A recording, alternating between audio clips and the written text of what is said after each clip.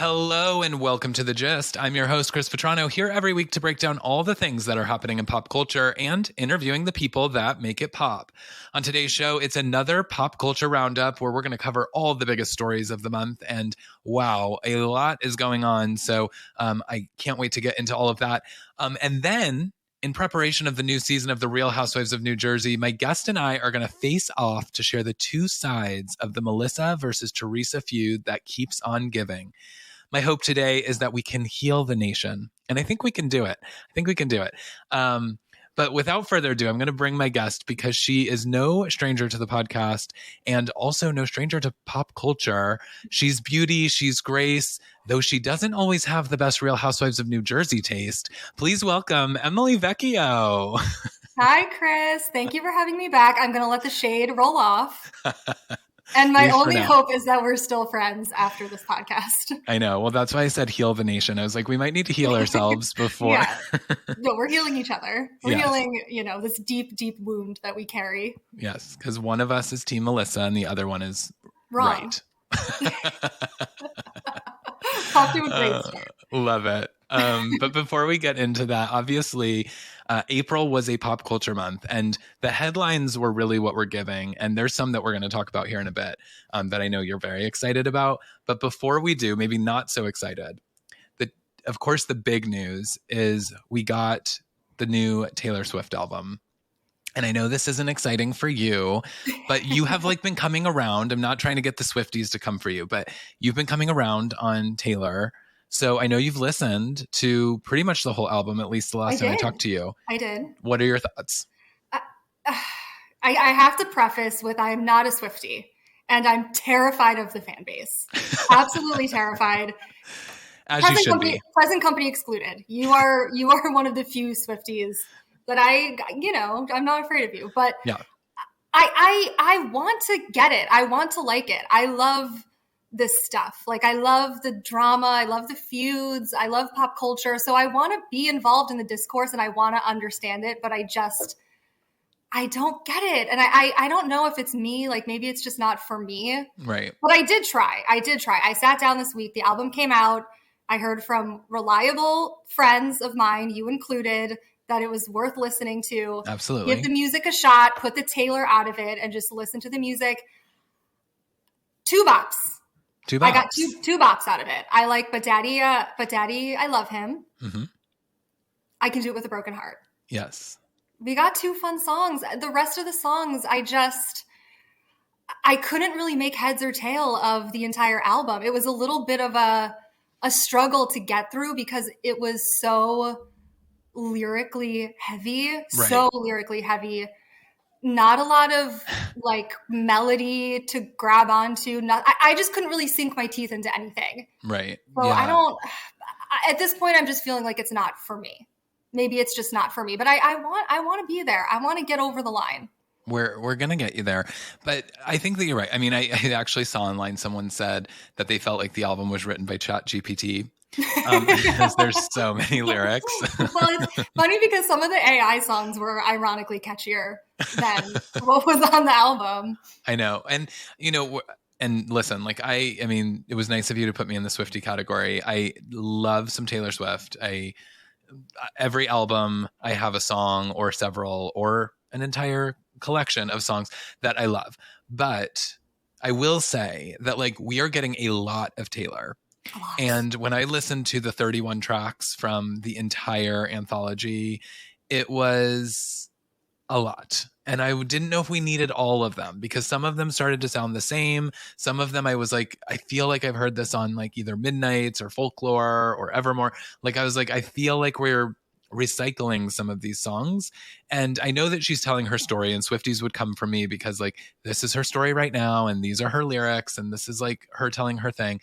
But I actually thought if we took all of the best tracks from the 31, we could have actually had a bit of a stronger album overall, because even on the actual original album before she surprise released the additional double album, it was unnecessary. I know. There was just I think that the first half of the original album is really strong and then it kind of falls off for me. But then there's a couple of the bonus tracks or whatever were calling it, that I feel like are, I just am like, those should have been a part of the regular album, and then we could have had a really strong, just like one album. I don't know if we needed 31 more Taylor tracks after everything that she's given us.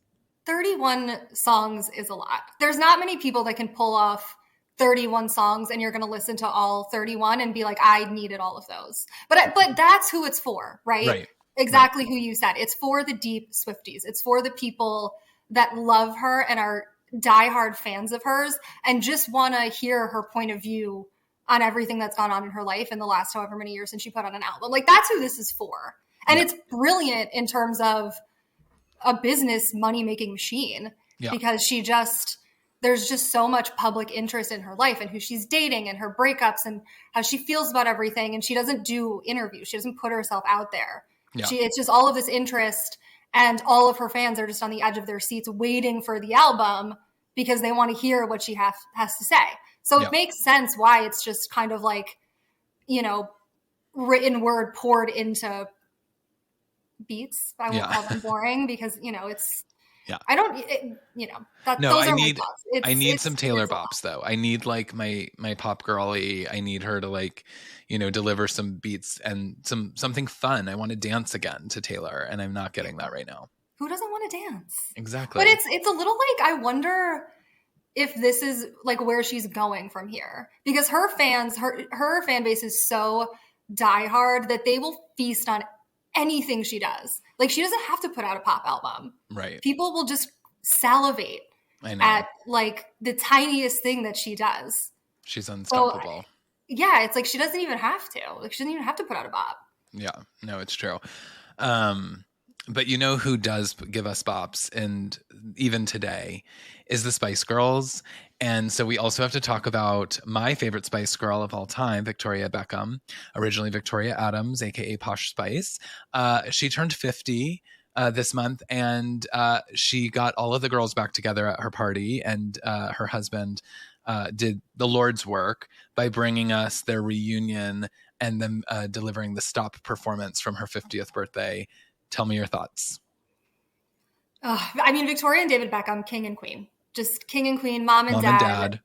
Mommy, daddy. Yeah. Emphasis on daddy. Yes. But I mean, talk about pop girlies. I can get excited. And emphasis on mommy too. Oh my mommy, God. I know. I loved the documentary that they did, and you see just how like silly and goofy they are, and not these like kind of serious people. But I just seeing all five of them doing the stop dance together all these years later, all looking just phenomenal and fabulous. That, I mean, for me, that was just like a warm hug. That was just like basking in the glow of like such a glorious time. It just tells me that I need more. More. And I feel like they're the perfect people to give us more. Yes. Because there was like, did they ever fight? Like, was there a falling out between the five of them? Well, I mean, obviously Jerry left the group. Right. And it was the four Jerry of them. left. The world fell apart. Yeah, the world fell apart, and then they released one more album, and they like pivoted too much, and people just were like, yeah, the band fell apart. Like, it's not the same magic. But then like, I don't know. I mean, I guess like Victoria went on to become like a massive like fashion designer and star, and you know, they all started doing their solo projects, and so, you know, it took shape in a different way. But I mean, I'm ready for their return. And, you know, some of them have been saying that it is coming, and that whatever they're going to deliver us is going to be all five of them. I'm just hoping that what they've been hinting at wasn't this moment that we just got like a little. It was just they're like we just are all going to the same party. It was just 4 seconds of them doing this. They actually like literally paid David Beckham to take that video because they're like, this is our reunion. Thank God for him. What would we do without him? Oh. Just like being such a dad. I hope that we never have to find out. But now like a couple of other like quick takes. I just want to get your thoughts on, I mean, I don't know if this is like a sad news. Like, I don't know. Death is always sad, I guess. But O.J. Simpson died in this last month, and I mean, it's a weird one, right? We've got Caitlyn Jenner tweets, "Good riddance."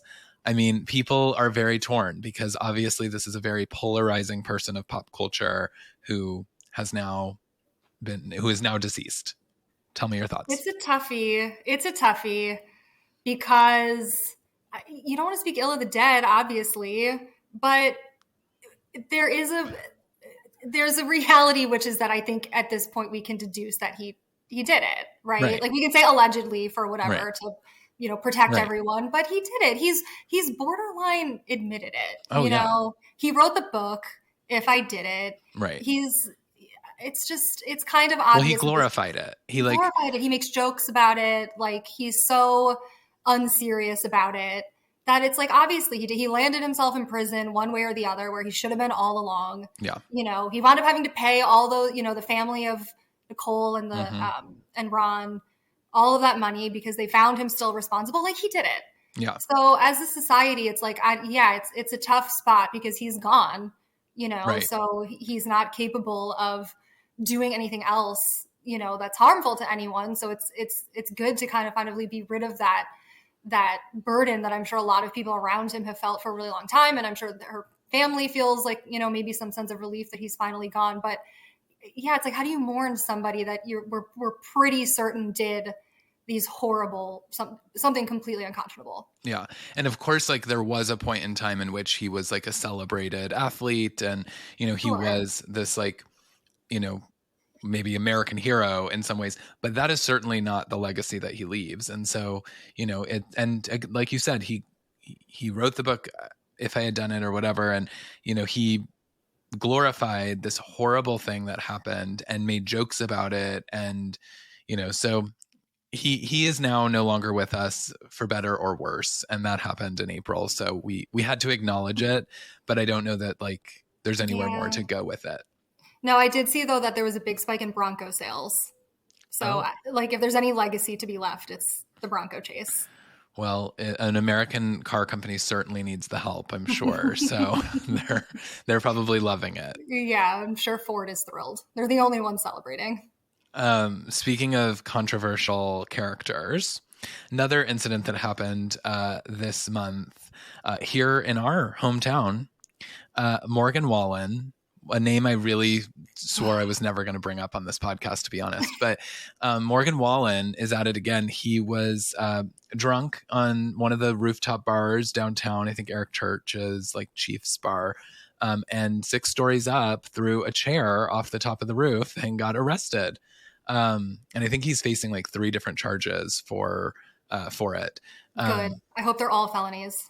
Yeah. I mean, it's like, when will we, or when will something happen so that this person like stops acting poorly? I know. When will we be done? When will we be done with him? Because he doesn't care. He really doesn't care. He's gotten away with this type of stuff since the beginning. I haven't followed his career that closely because I'm not a fan of his. Right. But he makes headlines because he's so popular in the country world. He's so popular, and it blows my mind because what I do hear about him are just horrible things. I mean, he's horrible things. We all know the horrible slurs that he's, said in the past without any remorse, cancels shows right before he goes out on stage. So he doesn't give a shit about his fans. And then, I mean, throwing a chair off of the top of a 5-story building, he's very, very lucky that nobody died or was injured. Yeah. I mean, imagine if someone had, maybe that would have actually like finally taught him a lesson, but like, obviously I don't wish for that to have happened, but it's like, it's like very similar to the OJ thing. It's like, he almost glorifies the fact that he gets in this trouble and like his career just gets even wildly more successful. And he enjoys doing it now. It's like he wants to be this like bad person, and like when he was smiling in his mugshot, it was like almost like he knew like, oh yeah, nothing's gonna happen to me. Yeah, like, I'm just doing a photo shoot. There's no consequences. So what really what is there for him to learn? He faces no consequences, and the backlash that he does get, his fan base just ultimately flips it and makes him this like pariah and makes him almost like a victim to criticism. But he's not, it just blows my mind. It blows my mind how somebody like him, who's so reckless with what he says and what he does, just continues to be propped up as this, really successful, famous guy. And I mean, all things aside, it's like his music isn't even that good.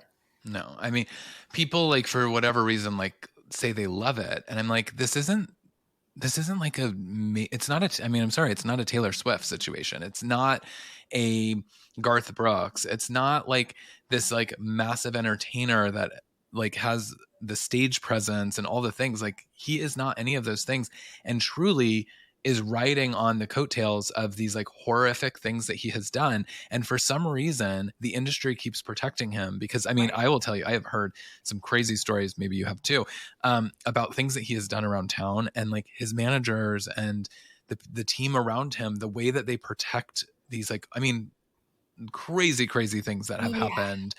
And I just like, I can't believe that he just keeps doing it. But here he is throwing chairs off of 6-story balconies, and you know, as if that's just another day. I mean, it's for him, it's just another headline.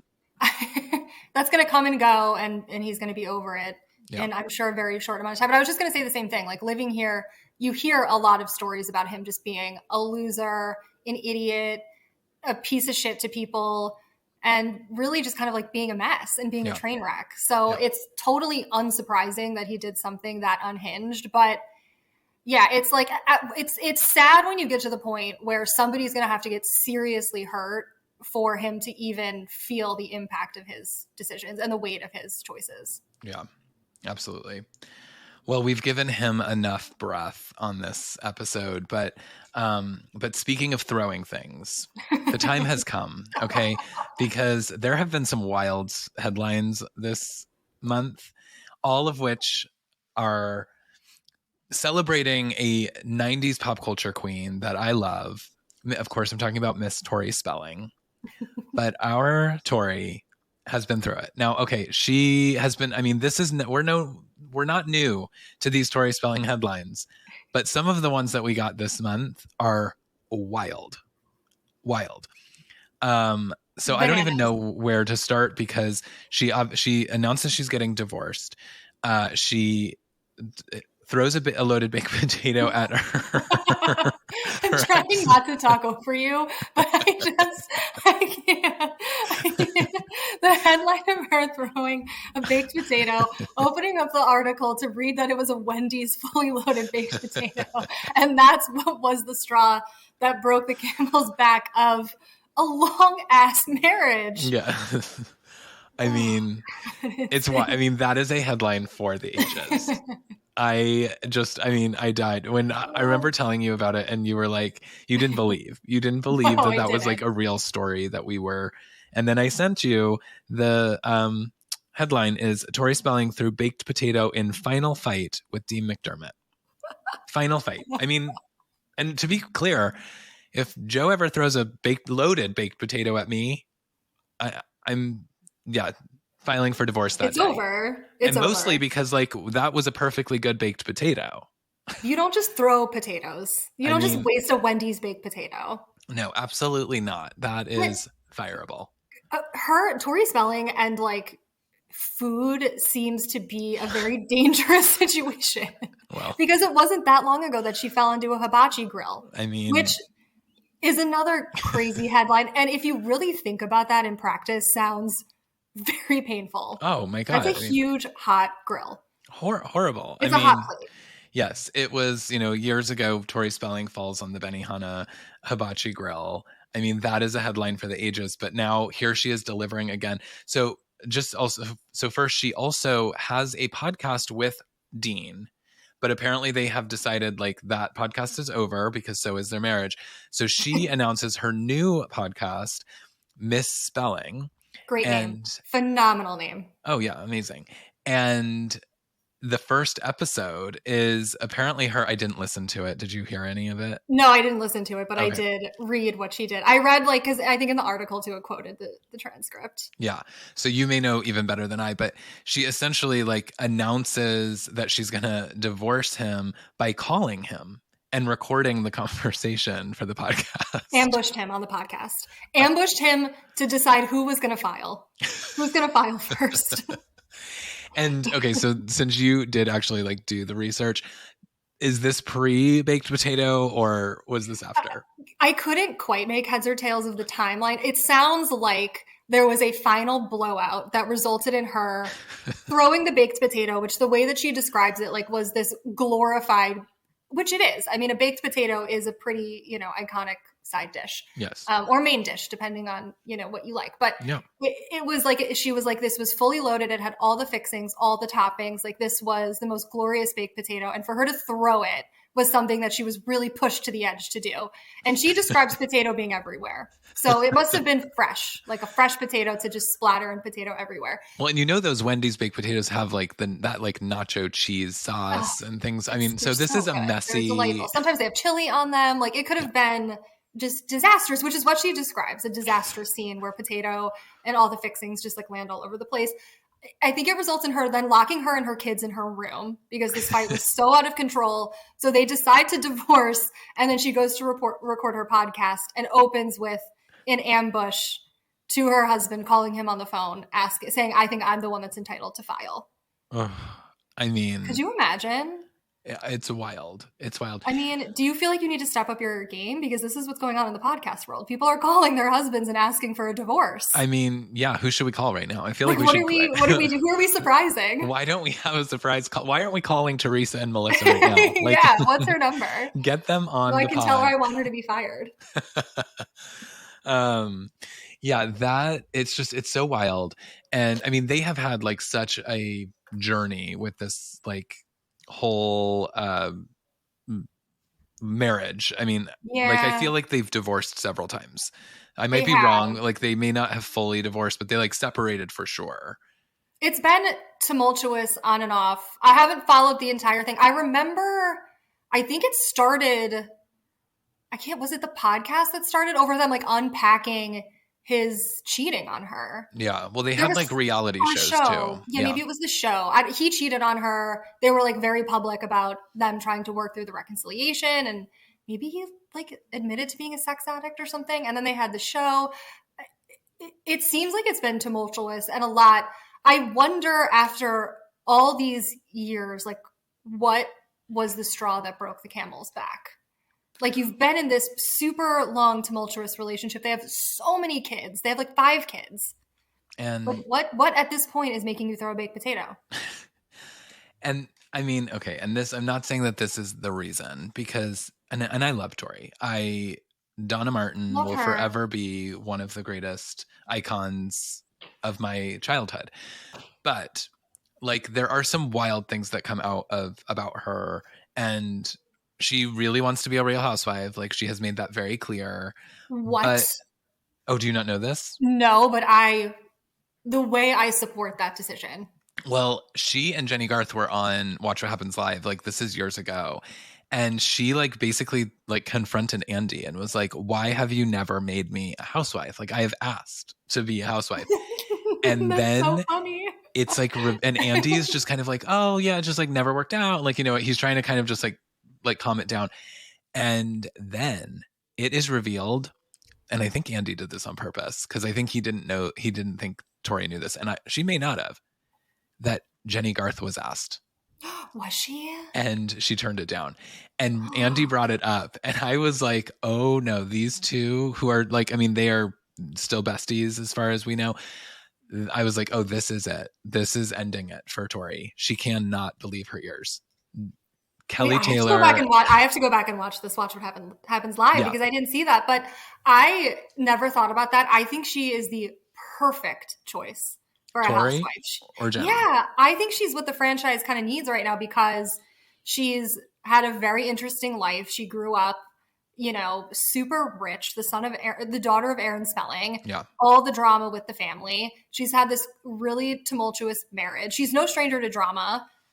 So she's got that kind of like foot in the door with the glamorous Hollywood life, but she's got nothing to lose. And she is so not afraid to be chaotic and like get in the mix and do the job of stirring some stuff up. Yeah. I mean, there is a bit of like a Kim Zolciak vibe of it all, where like, and I think the other thing that, and Andy has said this not about Tori, but I think about other people, is like, when they want it too bad, like, producers don't love that, because then they don't feel like they feel like they're going to come in to produce the show. They're going to come in with like, I know it so well. I want it so bad. I know what character I'm going to play. I know all of my lines and my thing. You've thought about it too much. And those housewives don't come across as like super authentic and real. That's true. And I think that's maybe what happened with Marlo and why it didn't really work out with Marlo is that she just wanted it too bad, that she was just hitting way too below the belt and it didn't land. And it was just too much. Well, and I think that's honestly what happened on like Real Housewives Ultimate Girls Trip with the New York Legacy. Like all of those women, the Dorindas, the Countess Luanns, the Sonias, they're dying to be back on the show. Right. And they're like, give me the camera and I will stage my comeback.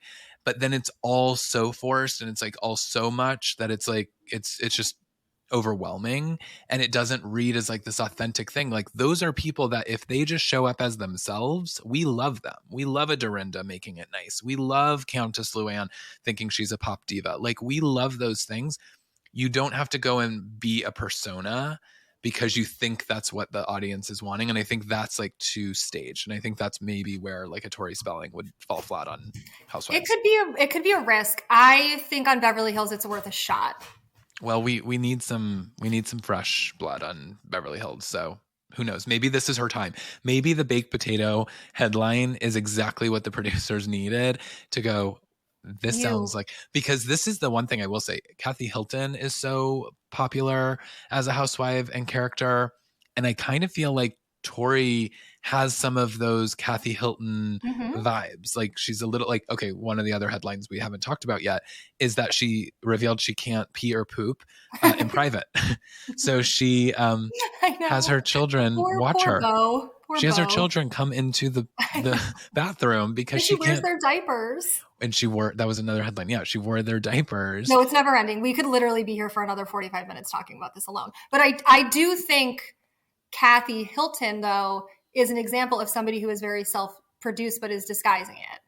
Right. No. So and doing it well, though. She's doing it well. She's doing it well. This sort of weird little character that she's playing, I think some of it's true, but I think a lot of it is, the Paris Hilton school of reality TV, where it's this sort of a little bit of this like, bimbo persona that's kind of making you feel a little bit more relatable than you actually are. Absolutely. Yeah. No, I think you're right. I think she knows her marks but she hits them well. Yeah. And if you hit them all, I think Lisa Rinna was the same way. I think Lisa Rinna really wanted to be a housewife. She came on, she produced the show. She knew how to be a soap star and she brought that, She gave us iconic moments. I mean, the Amsterdam moment is one of the best housewives moment. The asking Dorit if people were doing coke in the bathroom, one of the most iconic moments. Telling Denise Richards, "Oh, you're so angry. Oh, you're so angry." Yeah, I mean, iconic. So, it's like when it lands, and then like when it doesn't, it really doesn't. Yeah. And I was like, go ahead. Selfishly, I just kind of want to see the rest of the Beverly Hills women interact with Tori Spelling. Well, and I think that there's actually some like natural ties. I think that like maybe it's Kyle. I mean, Kyle would make sense. I think like is friends with Tori too. So like, and because Tori, I mean, you will have to go watch What Happens Live, because Tori like gives her pitch to Andy and is like, I've asked for it. And like, I'm friends with Kyle. I know this person. I do these things. I host wild parties.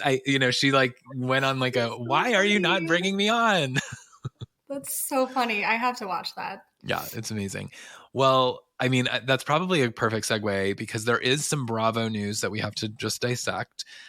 Lots of cast shakeups. So my last episode, I went through the top 10 things that I felt like Bravo should do, because I feel like Bravo is in a need of some resuscitation in some ways. There's some things falling a little flat. And I went through, one of them was I went through and said which housewives I thought should not return or should not be offered another contract. And literally right after I recorded the podcast, Bravo just started making all of these casting announcements that were like insane, and all this news was dropping. So, I mean, I don't even know where to start because there is so much, but I guess like from a casting perspective, what has been shocking to you? Who are you excited to hear was leaving? Who are you excited to see back? It was a little bit of a bloodbath because they announced a lot at once. So it was a lot to process. Potomac had, it seemed like the biggest shakeup. Yes, and it needed it. It needs it. It really needs it. So, but I have mixed feelings though about the direction that they chose to go in. Robin, absolutely agree. Had to go. I don't think they should have even brought Robin back this season because she Well, I think committed. the cheating thing brought her back. I think that she was filming because I had heard before this last season that she was going to be a friend of Giselle and just be like a side player. But I think that because all the Juan stuff happened, that it like amplified her storyline. Which I get it, but I don't because she had already committed like the ultimate reality TV show sin, which is she withheld. She Absolutely. withheld the most like dramatic thing that was happening in her life. The thing that is the reason why everybody's tuning in, which, you know, it's a little, I get why, you know, it's obviously her life and maybe that sort of thing is really sensitive. Yeah. But why go back then? If you're not going to talk about what's really going on in your life with Juan, who has been a character on the show too since the beginning, and their relationship and whether they were going to get remarried and everything they had been through financially and their, you know, road to coming back together and getting remarried again, like that has been the central premise to her being on the show. And so withholding all of that stuff, I think she should not have even been given an offer to come back because what the hell are we doing? And then she came and did the exact same thing. She's not honest about her relationship with Juan. So I don't even think it's like fair to put her firing in the same category as someone like Candace. Yeah. You know, it's like Robin should have been gone a long time ago. So not sad about that one. I'm a little sad to see Candace go. Although now hearing that she's pregnant, I'm happy for her peace and her like mental health that she's not going to film. But I hope she comes back after she has a baby. I think she'll be a bit of a Portia. Like, I think she'll be a Portia in that way where, like, I don't think the door is closed for her. Whereas, like, Robin, I do think the door is probably closed. But Candace, I think it's like, okay, let her, you know, go have her baby. Let her kind of, like, focus on that. And let her get, like, reset. Because she didn't deliver this season. She, like, didn't give us a lot. She was unwilling to move things forward. And, you know, it was time for her to go in that way. I was a little surprised though, because I also called for Ashley and Wendy. I think I said they need to go as well. And they have not announced that they are going, and cameras are picking up again next week. Yeah. I'm not totally surprised about Ashley because it seems like they want to keep the Karen, Giselle, Ashley dynamic intact. Yeah. Which I could go either way on Ashley. Like, I don't really love her. I don't connect with her. I think she's nuts. I think she's really deceitful too about her life and doesn't share and isn't really that honest. But so I could kind of go either way on her, but I kind of get why they're keeping the three of them together and maybe they're just going to rebuild around these three OGs that are still there. But why Wendy? I don't understand. Wendy's a little bit of like a sad character to me. I love her. I think her kids are really sweet. I think her relationship with Eddie is sweet, but I just don't feel like she knows who she is. And so it's a little kind of tough to watch her keep trying to evolve into all these different businesses and these different styles and all of this different stuff. And it's like, where was the Wendy that, you know, Dr. Wendy that we got when she first came on? Like, I loved that Wendy. I loved, you know, 3-degree Wendy. So I'm just confused why they kept Wendy. Yeah. That's the only thing that's confusing to me. Well, and without Candace, she really doesn't have anyone. So, you know, it's like she's going to have to, I guess, go to the Giselle side. I mean, I don't know where she goes.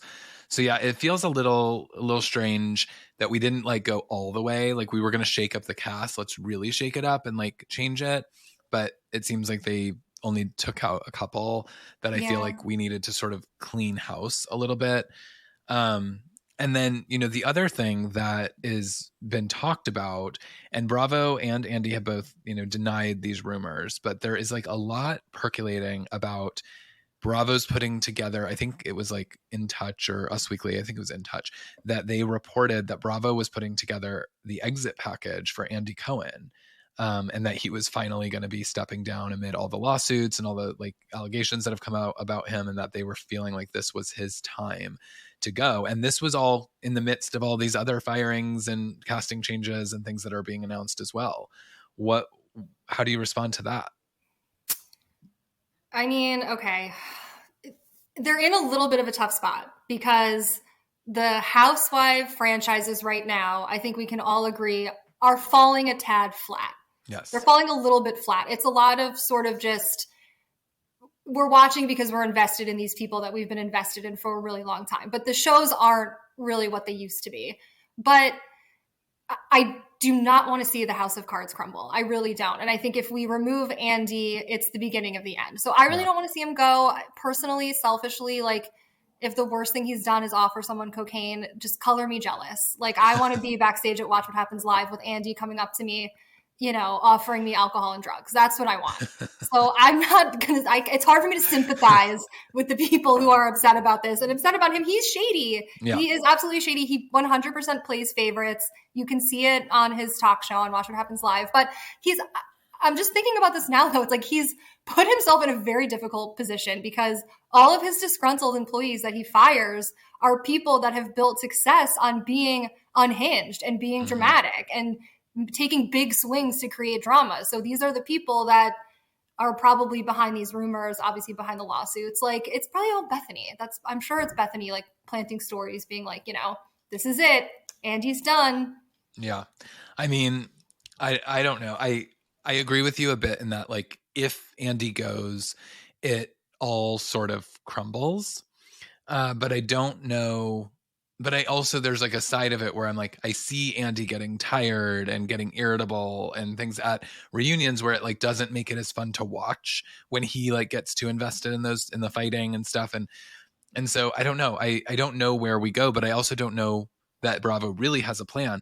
But I do think, whether this is true or not, something is clearly going on because Bravo just announced all these like casting changes. We are currently in a Housewives drought. I mean, this hasn't happened in a very long time. I mean, usually as new Housewives are getting started, the old seasons are ending, and we have these like jam-packed weeks where we've got like 3 or 4 Housewives on at once. And this is the first time where there's actually space where there are no Housewives airing. And that's like pretty big. And I think that's pretty telling because there's also not a lot that have been filming. And so we're going to be in this drought for the year. And I'm just I'm wondering what's really going on behind the scenes at Bravo, because it seems like something much bigger is actually sort of happening. Well, and I think it's telling too that we're in this drought coming off of like a couple of flop seasons of Housewives. Yeah. You know, like Beverly Hills, I watched, but it was not kind of the Beverly Hills that we've known. You know, it was a little bit of a darker, heavier season. And the stupid little drama that Anna Marie tried to stir up was not engaging at all. It was not compelling. So that was, watched it because I'm invested, love them, watching the Kyle Mauricio marriage fall apart, very invested in all of this stuff. So we're still tuning in, but it's like, it wasn't giving what it normally gives. And then Potomac has just been in crisis the last 2 seasons, so not the same show. I mean, Potomac used to be my favorite show of all the franchises, was I think the top. And now it's like, I didn't even watch the episodes in real time because I just wasn't excited about what was going on. Yeah. So it's, and now a lot is kind of there's not really a lot in the percolating in the pipeline. So I don't know what's going to happen. Well, and then you get like these like epic seasons like we did with Real Housewives of Salt Lake City. And then it's like, well, where do you go from here? And, I just think that I don't know if they know. I don't know if they know how to find that magic again, which is why I put the last episode of the podcast together, is because I think that like we're holding on to like the old formats. We're holding on to things rather than sort of embracing the new. And I think we really need to embrace something new and some kind of changes. And so it'll be interesting to see what happens there. But speaking of Real Housewives of Salt Lake City, another sort of breaking news is that amid they were filming for this upcoming season, I want to say that it was just in the last week or two, I heard that Mary Cosby had been upgraded to a full-time housewife for this upcoming season, and that she was going to be fully rejoining the cast again. And then we get news that there was controversy and that there is feuding now among the cast with her because she referred to Lisa Barlow's son, our little baby gorgeous, as the R word. To speak of somebody's child like that in front of cameras is abhorrent, to say the least. But just going back to the beginning, like why they would make Mary a full-time housewife and not bring Monica back as a full-time housewife is just mistake number one. Like, well, and I'm going to say this is like last season, and maybe this feels controversial with now the news coming out about her using this kind of slur, but she was enjoyable to watch as a friend of because she is unhinged. And I think even Andy said like, Mary, you like just say whatever it is that's on your mind. And she's like, thank you. Like, and it's like, you're unclear if that was a compliment, but it's like, okay. And there is something about it where you're like, oh, like she does say whatever she wants. And it's like, it's borderline rude and disrespectful. Like when she tells Heather Gay that she thinks that she looks inbred, and Heather Gay is just kind of like laughs it off. And we as the viewer laugh it off too. And it's like, okay, that's like, I guess what she's good for is that she's like kind of this comic relief, but like in a way that's like really borderline. And honestly, the way that Ramona always was too, where Ramona did things and you were like, oh my God, that's so like not okay, but it's kind of funny that she just said that to that person's face. But what are you expecting though? You give this person a platform and you know that they say problematic things. They're going to say problematic things, and you can't then all of a sudden be like, oh, I'm so shocked. Right. And it's kind of like the double-edged sword of the premise of this show to begin with. Right. Oh, totally. It is exactly the problem and fatal flaw of Ramona, which is was one of the most watchable housewives for the longest time because you did not know what she was going to say or do next. Absolutely. And she can't help but be who she is. You know, there's no ability for her or someone like Mary to self-produce because they just don't have the self-awareness. And they don't have that thing that other people have, which is you think before you speak and think about maybe how something's going to make somebody else feel. But to say that about somebody's child is a whole different level of really uncomfortable nastiness. So I hope it's grounds for her firing because that's just disgusting. But she's mean. She's been one of the meanest people that's been on these shows. She said that about Heather, that she looks inbred, which it's tough to watch Heather just sort of laugh off these insults. Like she was friends with Jen Shah for so long after she called her Shrek in a not joking or funny way. Yeah. So it's sad. It's sad. Yeah. But I watched Mary on Watch What Happens Live with Z-Way, which was funny because Z-Way's whole show is trying to make people uncomfortable on camera. Right. And Z-Way just looked so visibly uncomfortable sitting next to Mary because Mary was saying things like, oh, Heather shouldn't be wearing Gucci because they don't make Gucci in her size, and was dead serious. Wasn't trying to be funny, wasn't trying to land, a controversial take, was just saying like, they don't make Gucci in that size.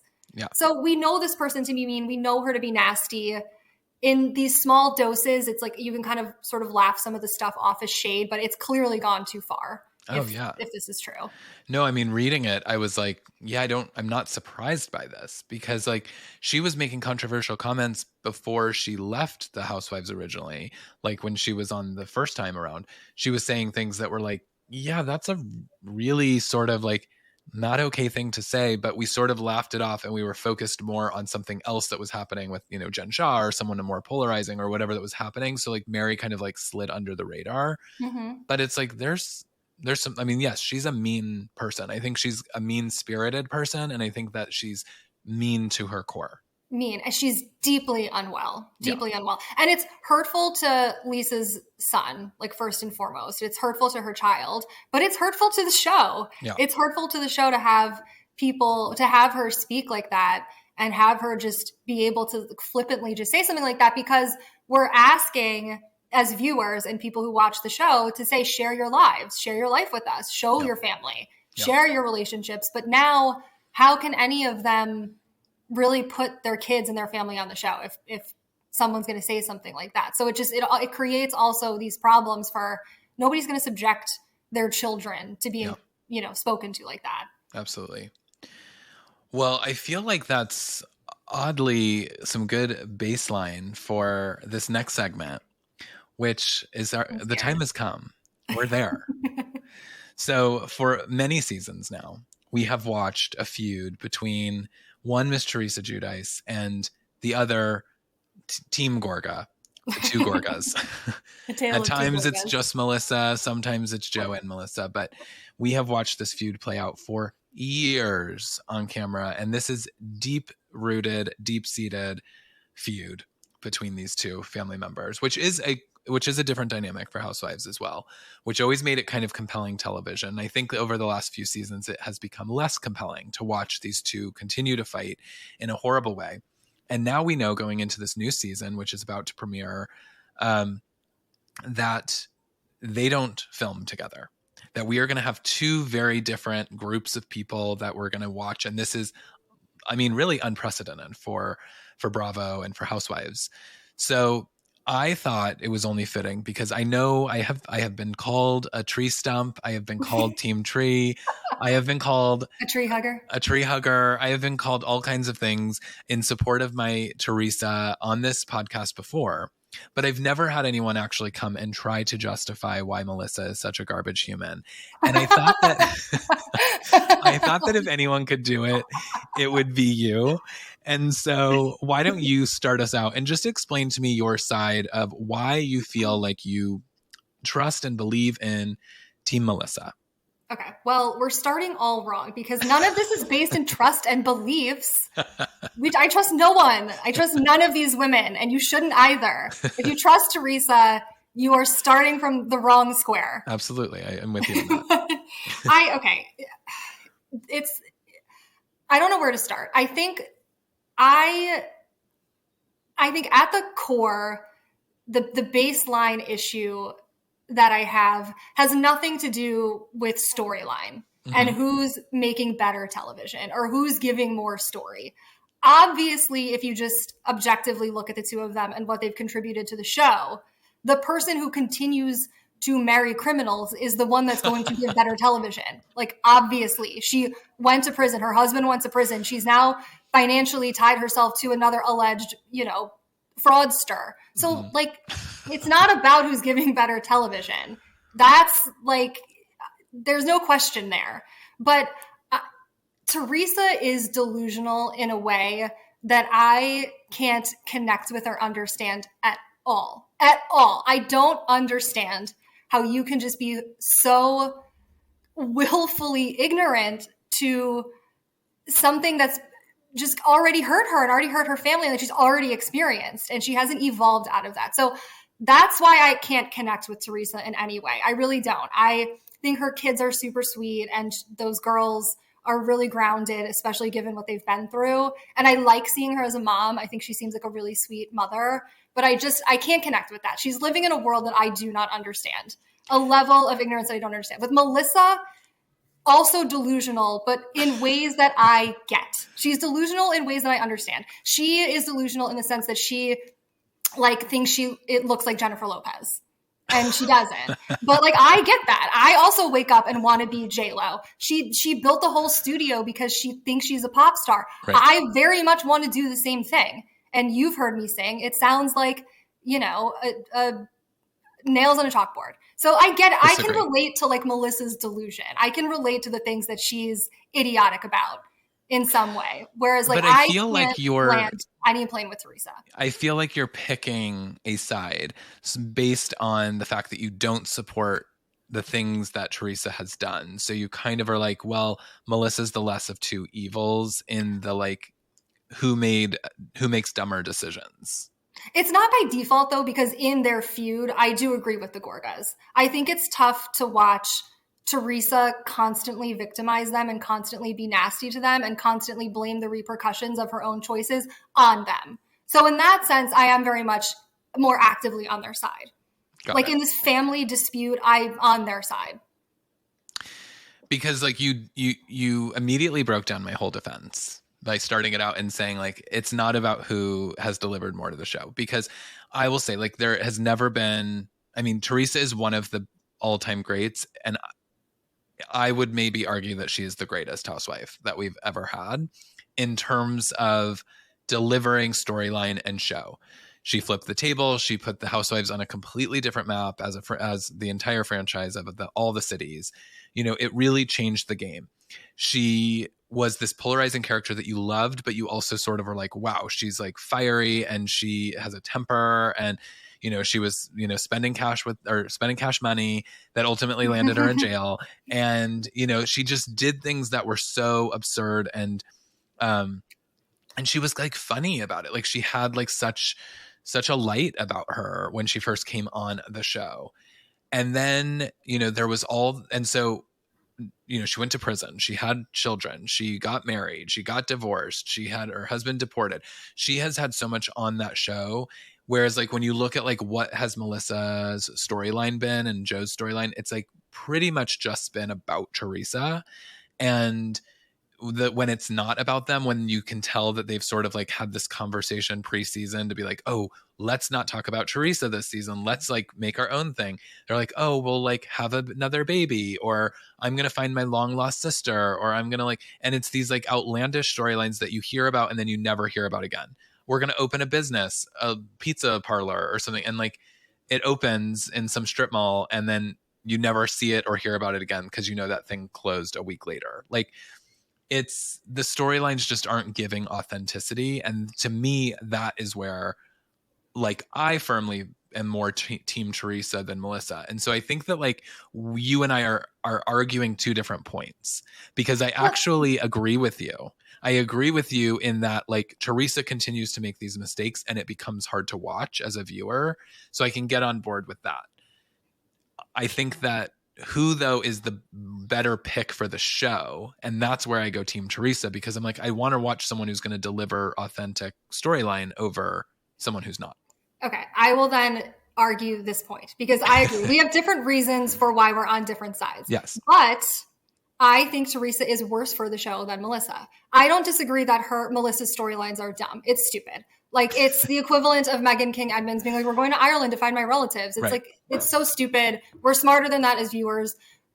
We know you're not going to like do 23andMe and find your long lost sister. And we know you're not having another baby. Your kids are in high school. Like, it's not happening. You're renovating your basement. Like, that's the most you have going on right now. Yeah. So I get that. I do get that. But I do think Teresa is worse for the show because she is now stuck in this. She feels like she's too big for the show, or she feels like she's too central to the show, that she is running the show. Mm-hmm. And that's when these things start to go downhill. Yep. It's when it becomes like, if you don't just blindly agree with her and show blind loyalty to her, she will not film with you. Or if she'll film with you, but she will not engage with you.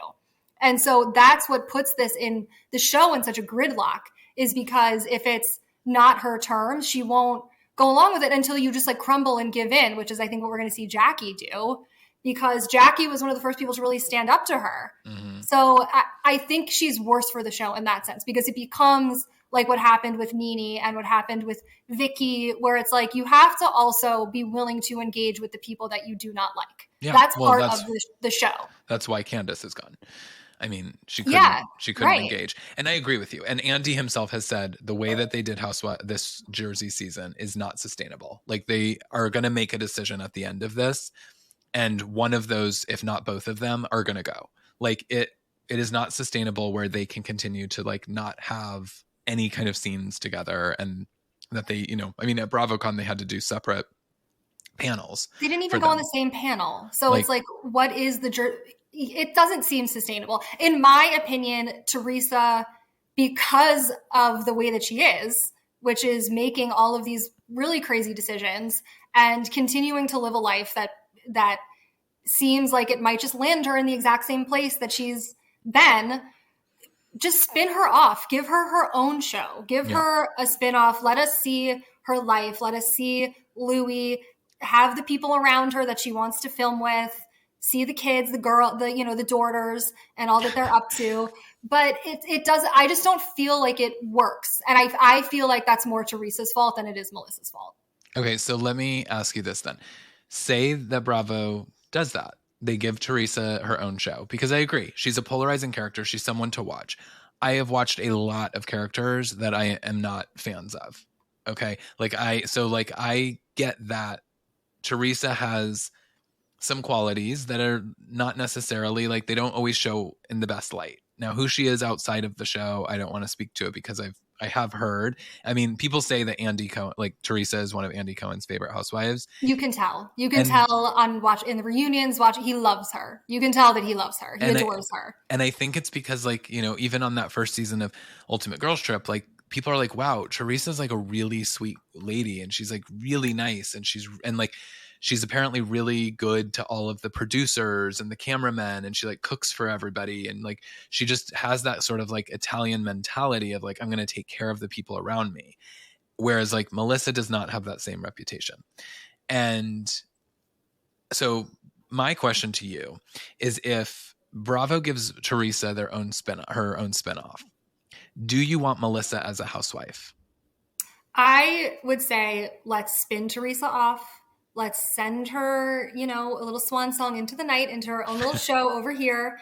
And then I think you keep Marge full-time, Jen Aiden full-time.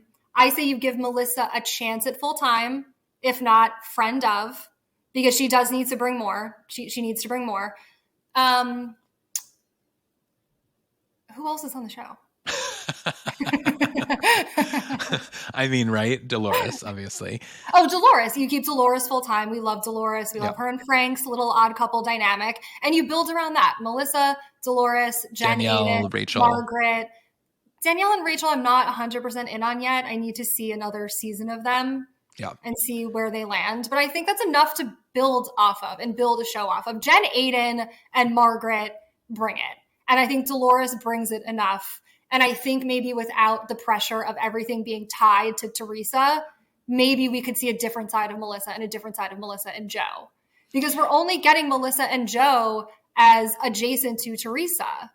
Yeah, but I think without her, I think that castle crumbles. I think that that might be true. I think they've ridden on her coattails all this time. I mean, the way that they came on the show, that they back-channeled their way into the show without even telling Teresa that they were trying to join, which is where this whole feud starts, by the way. Like, they just won't acknowledge even that, and Teresa lost her trust in them. I have no problem with the way they came on the show. Well, I mean, I do. No issues I think that it's shady. I think that if you're truly family and that's what you're all about, you call your sister and say, hey, my wife's going to be a housewife with you. Like, you give a heads up.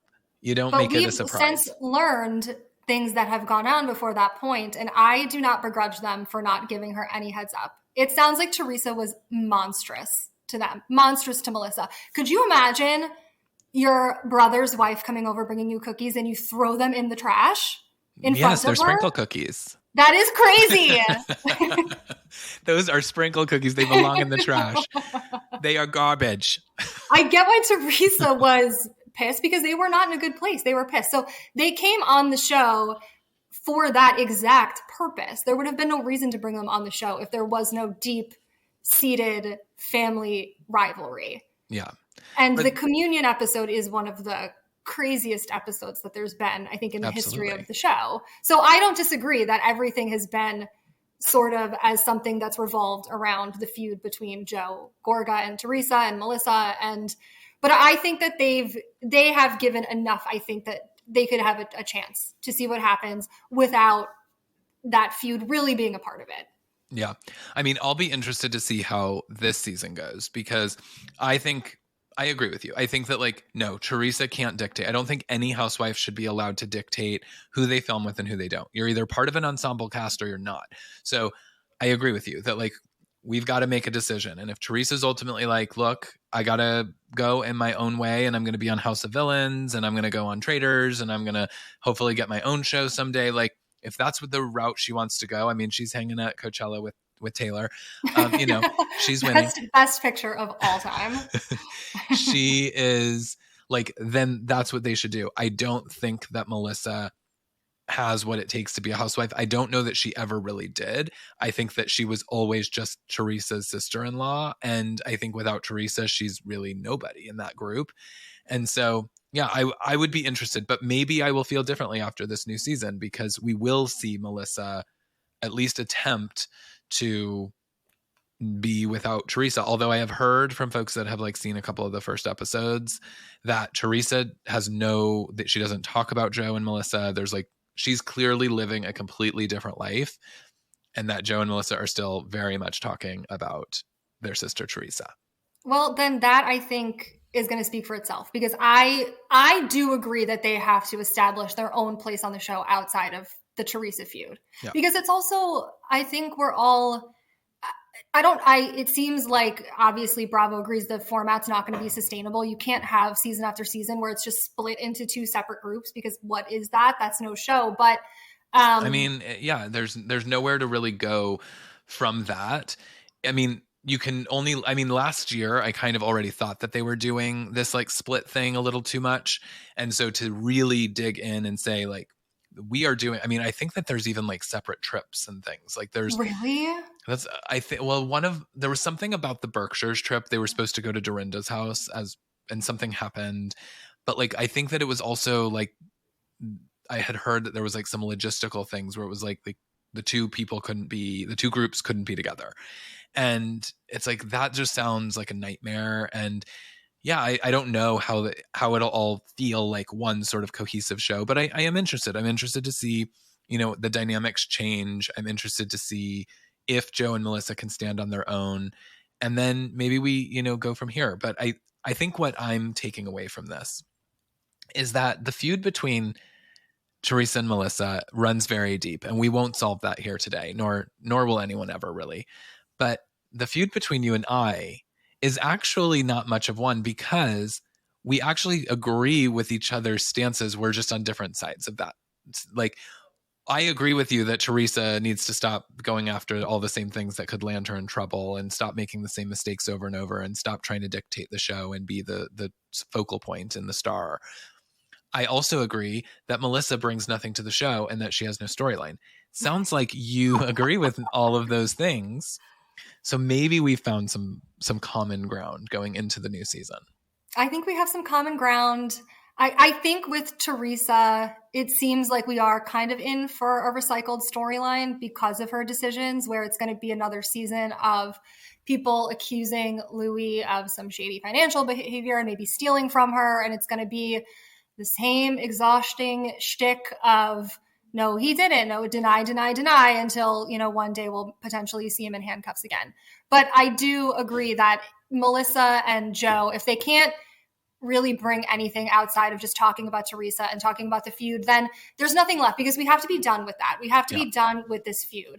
And as viewers, it was sad. It was hard to watch last season. I hate watching the kids be involved and watch, the kids be upset about it, and watch Joe Gorga fight with his niece. Like, it's just hard to watch. It's sad. It's like, you don't want to watch real deep pain in people and see these deep fissures happen in a family. So I think we all want to be done with a feud. I'm curious to see where we go from here. I hope that Melissa and Joe can maybe pull a little bit more tricks up their sleeve. I did see that it looks like he attacked someone at a child's wrestling meet. So maybe we'll see that on the show. Oh, well, we can only hope, right? Yeah, he's a real stand-up character. But yes, no. Well, I hope that we ended on good terms in this, because oftentimes when we bring up Jersey, it's like you and I immediately go to the jugular of the Teresa versus Melissa. But I feel like we have found common ground today, and I feel like maybe we can actually chat civilly about this upcoming season. This season is going to be our truest test. I feel good about it. We've made it out of this discussion unscathed. I agree. I think this is progress. I think we have a bright Jersey season ahead. Well, all right, let's not go there. I don't know that. I'm not putting all of my eggs in that basket yet. I still think it's it's still, time will tell. Like I said, it seems very strange setup for this season, but I'm excited to see it nonetheless. Same. Likewise. Well, I just love chatting all things with you, but I also love chatting all things pop culture and Bravo with you always. So thank you again for coming back and doing it with me and doing another pop culture roundup.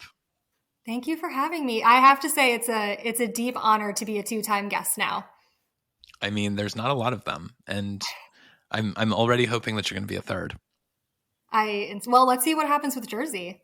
Yeah, we will dissect Jersey. Maybe we'll come back at the end of the season and say, where do we stand? I was just going to say I might be back at the end of the season. I might insist on coming on again to see where we land, where this plane lands. I'm already scheduling it. But thank you so much for doing it. And for all of you, thank you so much for listening. Thanks for, listening to me and one of my best friends ramble on about Tori Spelling and loaded baked potatoes and our feud between Melissa and Teresa. And don't forget to rate and subscribe so that you never miss an episode of The Gist. And then you can follow me at CM Vetrano on all the socials. And Emily's not like a super social kind of gal. Otherwise, I'd tell her to plug hers. But if you really want to follow her, your best bet is to follow me, because I'm going to give you some real Emily content. She was talking about her singing voice earlier. There might even be some like Emily in song on a story to come soon. You're going to lose listeners if you do that. I disagree. So that's going to do it for this episode of The Gist. Thank you, Emily, for being here. Thank you guys for listening. And until next week, it's Chris Vetrano. Bye.